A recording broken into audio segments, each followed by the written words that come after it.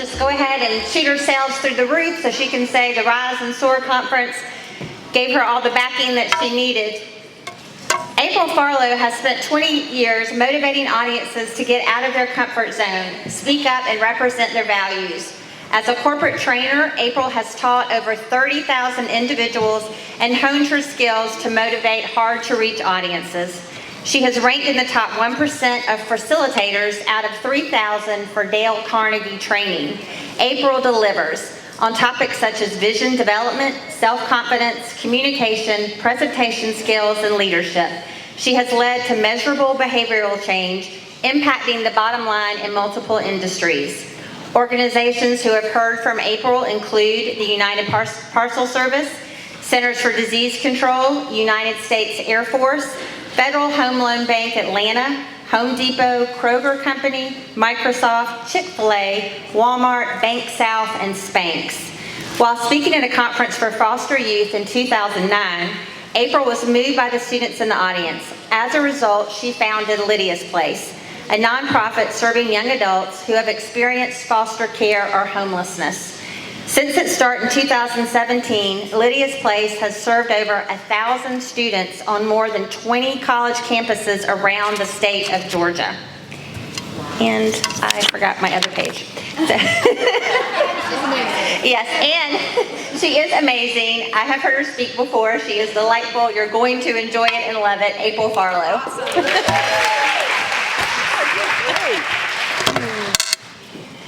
Thank you so much for letting me be here today. There is no question God is in the details. Let me tell you how I know. Because I wrote a book to combine corporate training with faith about finding your people. And I want you to think about where we are today, at a business summit, in a church, with my people on book launch day. There is no way that he did not plan that. So I am excited today to tell you about the book that I've written, but I'm also excited to tell you about the people who helped me get here. And so Pieces of You is a book. Here's a fun little fact about where it came from. I bet you I'm the only person in the room who was named after a song by Three Dog Night. My mom gets credit for that, a hippie in the room, my dad. So I'm named after the song Pieces of April, which is by Three Dog Night. I have not listened to that song since the day that my father passed away until today. On my way driving in today, I realized that I had redeemed the promise I made the day he passed away. And I thank you for sharing this day when I share Pieces of You. So as we talk about this book, it's made up of quite a few chapters that are really an opportunity for women to get together and have discussion. And you may wonder, why my dad for a book about women? And here's why. Every single day when I was getting out of the car on the way to high school, my dad said the exact same thing to me. Remember who you are, and remember I love you. And this book is all about helping you figure out who you are and identifying that and aligning it with whose you are. And so there are chapters that are broken down in the book that help you figure out some of those pieces.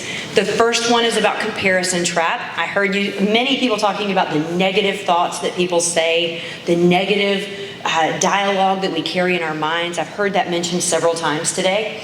And so I gathered 30 women together. If you were in that group of 30 women who were with me during the book preparation, would you stand right now so that you can know I did not take this journey and go it alone? My mom is in the group and she's not standing, but she was one of them.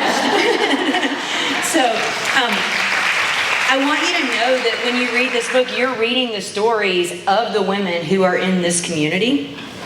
We talked about what is the internal voice that you have and what does it say when you talk to yourself.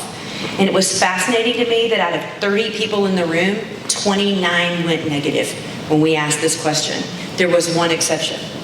And the one exception was the one Lydia's Place student that I had sitting in the room.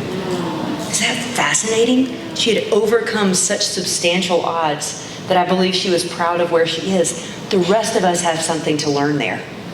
The next chapter is all about the distorted piece, which is looking at how our earthly father shapes the view that we have of our heavenly father, and that no matter what, it is a distorted piece, because no human will love us adequately for the comparison we will have with our heavenly father.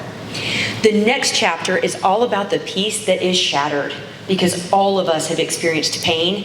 Amy started out this morning, what have you overcome that is hard? What have you done that is hard? And I'm here to tell you, if you haven't had hard lately, your turn is coming. So lock arms with the people in this room and brace for impact, right? So we might as well learn what to do when we experience pain. The next chapter is about how we are connected together, and we're going to circle back on that. I then look at beliefs, rules, and values, and how do these things influence who we are. And then I believe that drives us towards our purpose and the vision that we have for our future. For the sake of today, I'm going to land on just two categories. We're going to look at the people you're connected with and how that drives you towards your future. Because I promise you, the people who are in here have a big influence in where you're going. Now, before I dive into this, I believe there's no greater group of people to hear this than the women in the room, because most of the time we find ourselves on the sidelines. We find ourselves looking at the sidelines of sports. How many of us this very week are going to be sitting on the sidelines of some activity? Cheer, dance, softball, football, basketball, volleyball, right? Two things in life that I never ever thought I would be: a cheer mom and a dance mom. And magically this year I've become both, right? And I tell you that because when I think about cheering, so often as women, we are in the stands cheering for other people. Whether that is our coworkers and colleagues, our spouses, our kids, our friends, we are so often called to be cheering and rooting on everyone else. And today, I think it is incredible to have an opportunity to gather together and to be reminded that our dreams and our visions matter too. So before I move any further today, I want to pause and tell you, I don't know what the dream is you've mentioned. I don't know what your vision is, but I know this: following your vision, not your husband's vision, not your dream of your kids, not your business's vision, but yours. When God has put that in your heart, it is an act of obedience to follow that. It is not selfish when we take time to chase our dreams. It is obedient to our God. And so today, I want to make room for us to gather together and talk about how do we together get where we want to go. And the first thing, you have name tags on today. I want you to think about your name tag and go a little bit beyond your name. And Kara talked about this earlier, about the roles that we wear, right? And so many times we put on this role of, hi, I'm April. I'm a part of Lydia's place. Hi, I'm April. Today I'm author, right? Maybe I'm mom, I'm wife. But I'd ask you to begin to think beyond the roles that you carry into the who you are. And an example of this, my first real job, if you will, I coordinated volunteers in a hospital. And you may not know this, but volunteers are often the ones in a hospital who are answering the phones when you call in to find out where your patient is, or letting you know where which surgery, how it's gone. It's often a volunteer. And yet the senior citizens that were volunteering in the hospital would so often say this. They would say, I'm just a volunteer. And I would look at them and I would say, today you are a telephone operator who happens to be volunteering. And today, as you think about your role, I hear women do this all too often. They say something like this: I'm just a mom. I'm just a volunteer. And here's one that I hear in this room a whole lot: I just have a side hustle. Ladies, if you're in this room, you have a business that you're a part of. You are doing something bigger than yourself. And I invite you to step into that fully. Now, here's why this matters. When you look at statistics, women-owned businesses make up 42% of U.S. businesses. That is significant. But let me prove to you how incredible it is. In this room today, if you are a business owner, and chances are you're female, go ahead and raise your hand. Let's see. Isn't it amazing? If you look around, think about how you are impacting the community around you and those who work with and around you in this community. It is powerful. Women with strong female networks are 2.5 times more likely to get promoted than other women. I was just hearing at the table right over here, this didn't used to happen. When I was starting out in my career, we didn't have things like this. And ladies, not that long ago, we didn't have this in Athens. Thank you to Amy Whipple that we do now. But this is incredible when you get to step into that. Here's another one.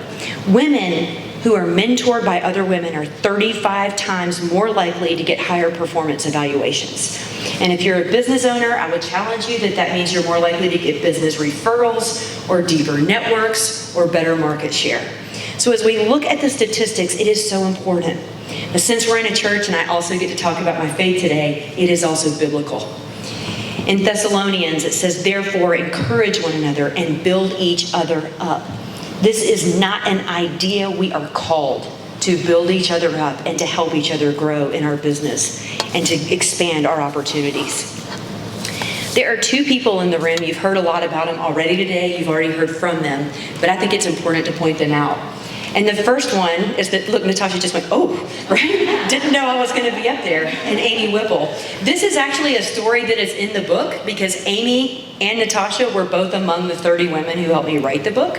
But one of the stories that is on those pages is about Amy trying to figure out what she was going to do with her next step in her career. She went, gave her resume to Natasha, said, these are the things that I'm good at. This is what I've done in the past. And Natasha said, I believe you are a process improvement. She gave you a fancy name to what you were doing. Startup and process improvement consultant. What if Natasha had not had that conversation with Amy? Can you imagine? Right? The impact that one person believing in another had an impact on the rest of us in this room. Now, let me take that one step further. I want to show you what happens with all of this. I'm going to get Natasha and Amy to go ahead and stand up since they're the first two ladies here who've been a part of this story. They had no idea they were standing up today. Now, watch this. If you were a part of the Pieces of You process for me in any way, that means I've talked to you about it. If you already got a text from me asking you to share this on your social media today, this is you. If you helped me write the book, if you have done anything in any way, if you were invited to be a part of the group, please stand up. Amy Clark, I'm like, come on now, all right? You'll see Lydia's place up here also on the screen. If you have been a part of Lydia's place, you have volunteered in any capacity at any time, you have donated or been a part of that journey with me at any time, please stand up.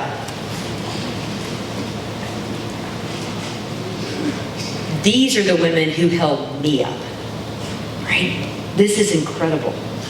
If you have held up any of the women in this room and you are connected with any of them, now please stand up. I have one more to show you. If you work in the nonprofit community, if you work at Athens Church, Grace Fellowship, or any of the neighboring churches, please stand up. Do you begin to see what is possible when we get together? Go ahead and have a seat. Let me tell you why this matters. Because I would like to point out that Natasha poured into Amy, but the reality is I met Natasha who poured into Amy because Athens Church created small groups and opportunities for us to get together and meet each other. We are meant to be in community with one another, and that just shows it. Now, not everyone got to stand up just now. And I'm excited about that because my goal is that at the end of today, you are finding that person that you are pouring into. As Natasha said, don't write your goal, write down how you're going to support someone else. Now, I have an exercise. It could be an epic fail, but we're going to try it out today. We're going to just try something new today. On the tables, I have little pieces that you wrote your name on. If you wrote your name on a piece, would you show of hands so I know that you wrote your name on two different pieces? All right, I'm just going to do an exploration here to see what happens, okay? Right now on the tables, there should be a piece of paper that is either yellow, green, purple. There's only one. When you find that paper, someone at your table, would you please hold it up? All right. Do you notice the other tables that have your color? So right here, do you see the row of green? We have 4 tables that are green. We have 4 tables that are yellow. Everybody look around and see the other tables that are like you. I am doing this there are only 3 blues. Otherwise, there are 4 tables that match yours. Does everybody see that?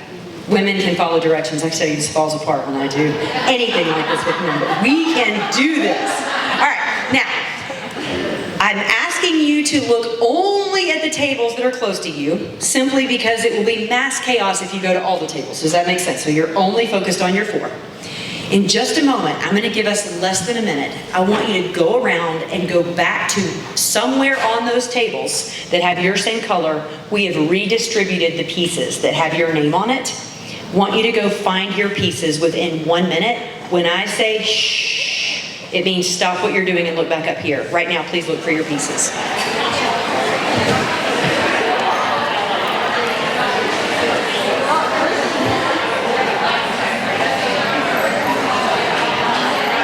Okay, ladies, stop. Stop what you're doing. Are you talking to each other and helping each other? Is it naturally a part of who we are? Don't do that right now. Only help yourself. Don't talk. Do not talk. Do not tell someone you found their piece.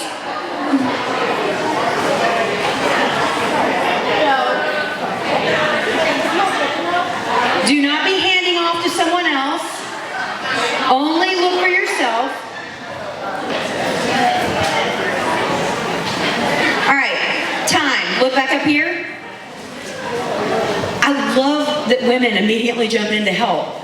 Do you think this happens when I work with mixed groups? What happens?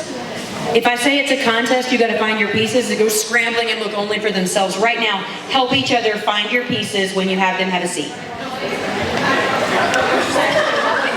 When you have your pieces back, have a seat.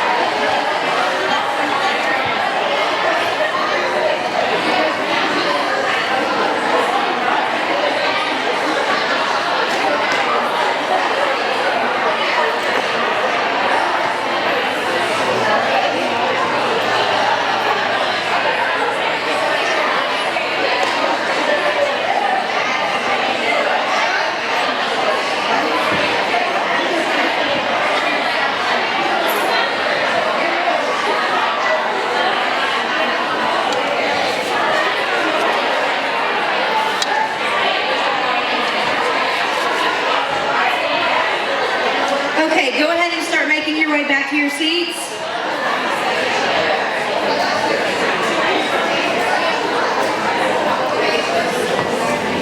If you couldn't find your pieces, likely it is facilitator error. It is likely not that you are broken, right? But the reality is, and I talk about this a great deal in the book, that we are made up of broken pieces. Now, the question for you to think about is something that Stephen Covey talks about. That when we build trust with one another, when we pour into each other, it's not just a nice, fluffy idea, but business happens faster when we are helping each other because we have a level of trust. Now, when I talk about us being broken, every single person in here has pieces of who we are that have been broken at some point in our life. I can look around the room right now, and some of the people that I know very well would say, you know what, I'm not actually at a high in my career right now. In fact, I'm here to get some ideas because things are struggling right now. I can tell you that some of my friends in the room are having trouble at home right now. Some of the marriages or the families or the children, it's hard right now. But when we have broken pieces, this is when we need each other all the more. This is the time to be even more real, to support each other. And it's been said before that we are a product of our circumstances. Haven't we heard that before? We're a product of our circumstances. My friends, today, I want to challenge you that we are also more largely a product of our relationships and the way that we work together, the people who have influenced who we are today. So oftentimes we're in a place where we can promote, motivate, mentor other people. But I want to show you one of the people who's had a phenomenal impact on me standing here today, and her name is Ariel Williams. She's one of my Lydia's Place students, and I want you to get to see her at graduation. Now, let me tell you a little bit about Ariel's story. Ariel came to us at Lydia's Place because she was on her way to graduation in her last semester of college. Her mother passed away, leaving her the sole caretaker of her special needs brother. So we now have someone who's in their last semester to get a 4-year degree who was going to become homeless if we didn't allow her to continue to take care of her brother. Ariel got into the Lydia's Place program largely as a result of Paul Clark and Amy, who's in the room, supporting, finding out her story, and getting Sean involved at ESP, which many of you have supported as well. Why does this story matter? Because at that time, I was doing student meetings with the students at Lydia's Place. By the way, all of our students have come from either foster care or homelessness. Ariel is sitting in the meeting, and I'm doing vision boards for the new year, just like we're sitting around today doing this. One of the things that I've found from students at Lydia's Place is that they often have a hard time dreaming. Because if you've been in survivor mode for too long, it can be very hard to dream again. And so we're sitting in the vision group talking about where we're going to go in the next year, and I'm trying to get real with everyone, and I said, listen, I have this dream that someday I want to write a book. That's on my vision for the next year. And they said, well, how come you haven't done it before? And I was honest. I said, I wrote a book 10 years ago, which is a true story. I showed it to someone that I was doing corporate training with who was a published author, and I asked him to give me feedback on it. It was on the stories of students I'd had in my classes. And I asked, what do you think? Should I pursue this? It took the man 2 weeks, and he got back to me, and he said, April, I don't know how to tell you this, but it's bad. I took the book that I had written, I filed it away in a filing cabinet. I'm showing my age right now. And I never opened it back up again. I told the story at the Lydia's Place meeting, and Ariel, in front of all the students I'm there to inspire and mentor, looks at me and says, Miss April, don't you think it's kind of weird that you're here telling us we can do anything we ever want and you don't think you can write a book? Like, wow. Moment of truth, right? Here's the other thing that I'll tell you. Having Ariel speak into my life, and of all the students that I would teach about vision development, I kept saying over and over again, I'm going to write a book. I'm going to write a book. It's embarrassing after a while when you don't do what you told audiences you were going to do. So there's high accountability in having groups of people who know where you're headed. And it's true, I've heard this, Natasha has pushed this in my life so much, that a rising tide lifts all ships. So the more I continue to rise, the more the people around me continue to rise. How much fun was it for me this week to call Ariel and say, hey Ariel, you're in publish. Right? She said, what? And I said, you remember that meeting when I told you that I didn't know if I could write a book? I said, the book comes out this week, it's in the mail to you, and your name is in it. Y'all, that's cool when you get to take other people on a trip with you. So today, as we talk about connecting with our people, today as you leave here by yourself, you get back in the car and you figure out how do you implement all the things that we've been talking about today. I'm going to give you a few thoughts for how you might put into practice connecting with other people and locking arms with them. The first thing I'd ask you to do today is a question that Andy Stanley has referenced for many years. And it is this: ask yourself, what is it like on the other side of me? In your relationships, what is it like? And here's a question for you also to consider. What is the common denominator in all of my relationships? And it is, drum roll please, you, right? And as we look around at those relationships, ask yourself, do I have a lot of close friends? Or do I like to keep my circle tight? Have I burned a lot of bridges around town? Or have I got a lot of people that I'm really connected with? Do I trust a lot of people or not so much? Do I pull other people up with me, or do I like to take all the credit? What is it, if you would get honest with yourself about who you are and how you show up in relationship with other people? Now, Cara mentioned earlier that she loves personality assessments, that's her thing. I don't do them as much as Cara does, but I love talking to teams about how to build trust with one another, and a lot of that comes back to preferences and communication styles and who we are when we show up. I don't ever, literally ever, speak about leadership when I don't also talk about trust. And here are some things I want you to remember as you think about going into this new year, locking arms with the ladies who are in this room. The first is there are two types of trust. One is what we call earned trust. It's what you gave me right now. If you never met me before, you gave me a level of earned trust. If by some terrible tragedy you have to take someone to the hospital later tonight, when the doctor walks in, you are going to give them a level of trust, right? You're going to grant them a level of trust. And so as we look at this today, granted and earned trust, how do you arrive there? I just got that wrong, by the way. You granted me trust if you didn't know me. You earned trust over a period of time with me if you've been in the room. Now, let's be real, we're a bunch of women in the room, so let me tell you how this matters. If you ever, or if you were, so let's just say someone you know is dating someone. I'm kind of giggling right now. And they are talking to you about the person they are dating. I have a rule with my friends. I'm like, is this a breakupable offense? Because if it's not, don't tell me about it. And say, why? And I'll say, because you trust them. I don't. Like, if you tell me what they did wrong, I'm going to hate them, right? I'm never going to forgive what they've done. Because you have earned trust with them. I just granted it to them because they're dating you. Earned trust happens over a period of time. Granted trust is something that you give quickly, and as quickly as you give it, you can take it away. Here's another style or preference.